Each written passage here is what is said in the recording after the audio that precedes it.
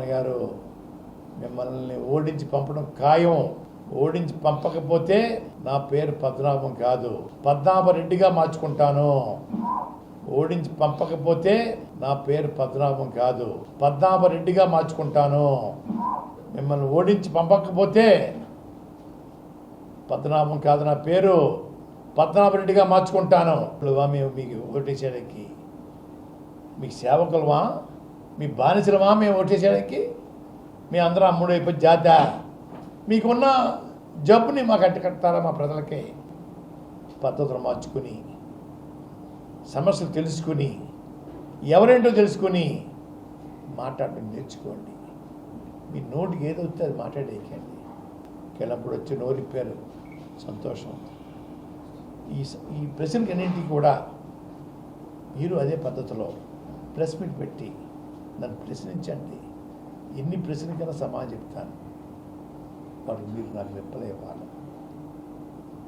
అంతేగాని సభలో మాట్లాడేసి మీ ఇష్టం వచ్చినట్టు మాట్లాడుతుంటే ఇంకా అర్థం లేకుండా మాట్లాడడం, వాటికి మేము సమాధానం చెప్పడం కాదు. పవన్ గారు, మీరు కూర్చుని ప్రెస్ మీట్ పెట్టి అన్ని రకాల ప్రశ్నలు వేయండి. అన్ని రకాల ప్రశ్నలు సమాధానం చెప్తాను. అంతేగాని నోరు ఉంది కదా, ముఖం రంగు ఉంది కదా, నేను తిడితే పడవ కదా అనే మాట చెల్లదు. ఇక్కడ చెల్లదు. తొందరలో మీ పార్టీ కూడా ప్యాకప్ చేసుకోవడానికి రెడీ చేసుకోండి. అప్పుడు తన్ని తరివేస్తారు మిమ్మల్ని. తన్ని తరవపోతే ప్రజలు అంతా చెప్పాను మీకు. నా పేరు పద్మనాభరెడ్డిగా మార్చుకుంటాను. పద్మనాభం కాదు, ముద్రగడ పద్మనాభరెడ్డిగా మార్చుకుంటాను ఇక్కడి నుంచి తరవపోతే.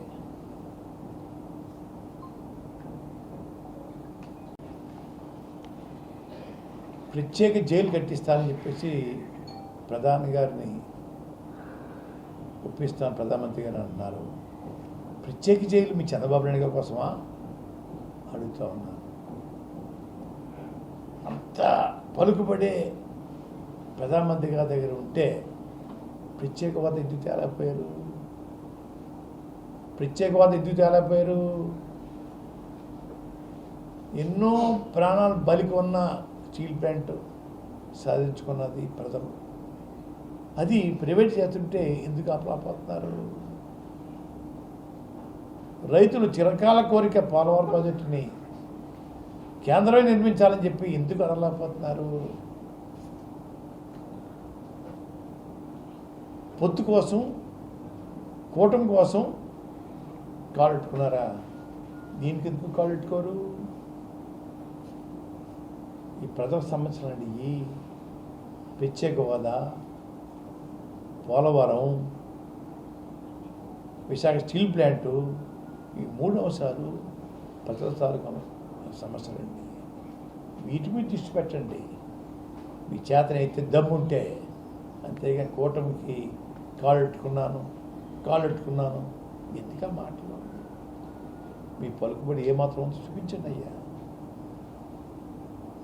రెండోది, పదే మా రిజర్వేషన్ గురించి చెప్తా ఉన్నారు కదా. బీజేపీ ప్రభుత్వం మీ జేబులో ఉందంటున్నారు, చంద్రబాబు నాయుడు గారు మీ జేబులో ఉన్నారు. నన్ను అడిగే బదులు మీరు చేయించవచ్చు కదా. మీ 5 నిమిషాలు అయిపోద్ది రిజర్వేషన్. ఇంచేపు నా మీద దాడి చేయడమేనా? మీ చేసే సత్తా లేదా? చేయించలేరా? చేయించలేనప్పుడు ఈ ప్రగల్భాలు ఎందుకండి? మీ జేబులో ఉంది కదా బీజేపీ, మీ జేబులో ఉన్నాడు చంద్రబాబు నాయుడు గారు. మీ దయతోటే మోడీ గారు భారత ప్రధాని 2 సార్లు అయిపోయారు. మీ దయతోటే 2 సార్లు అయ్యారు భారత ప్రధాని. ఎందుకు ఈ మాటలు బాబు?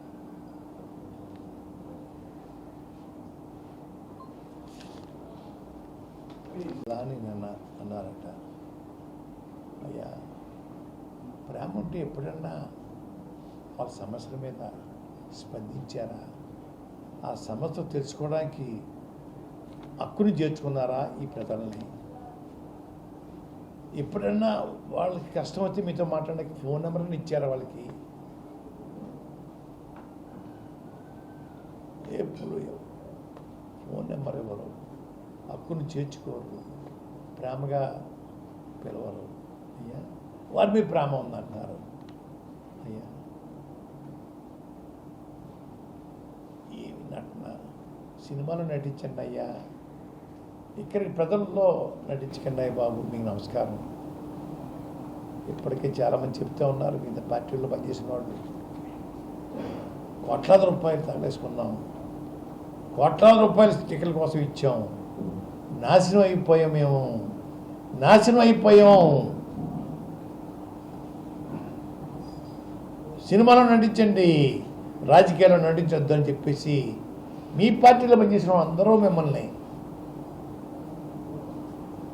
అడుగుతూ ఉన్నారు. వాడికి సమాధానం చెప్పండి పవన్ కళ్యాణ్ గారు.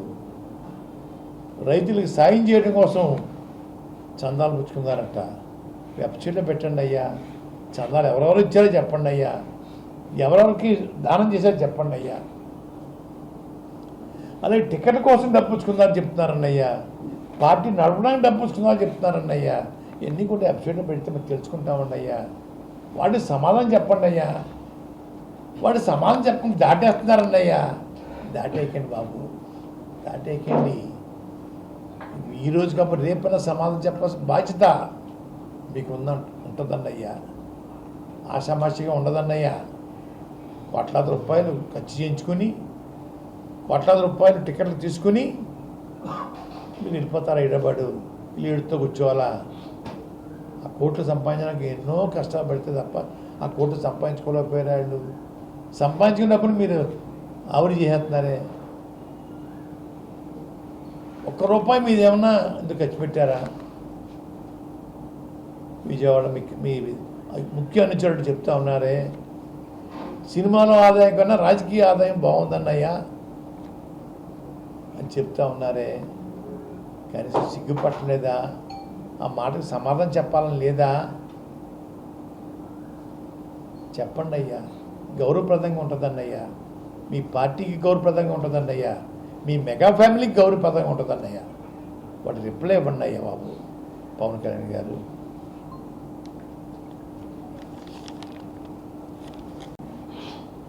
ఉప్మా కాఫీ అని అవమానిస్తూ ఉన్నారు.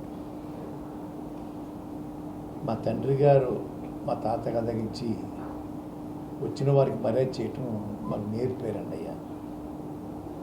మా తండ్రి గారు శాసనసభ్యుడిగా ఉన్నప్పుడు కొండమీద గ్రామాలు, ఇతర గ్రామాల నుంచి దళితులు గిరిజనులు నడుచుకుంటూ వచ్చేవారండి అయ్యా. వాళ్ళ పనులు చేయడం కోసం సినిమా దగ్గర కూర్చుంటే సాయంత్రం అయిపోయిందండి అయ్యా. వాళ్ళకి నాన్న వండించి వంట అనేవారండి. 20-30 మందికి వంట చేయించి 11 గంటలకు రాత్రి పెట్టి మళ్ళీ సినిమాల దగ్గర తీసుకెళ్ళి పడుకోబెట్టి తెల్లవారుజామున వెళ్ళిపోయే కార్యక్రమం. Please subscribe Telugu politics.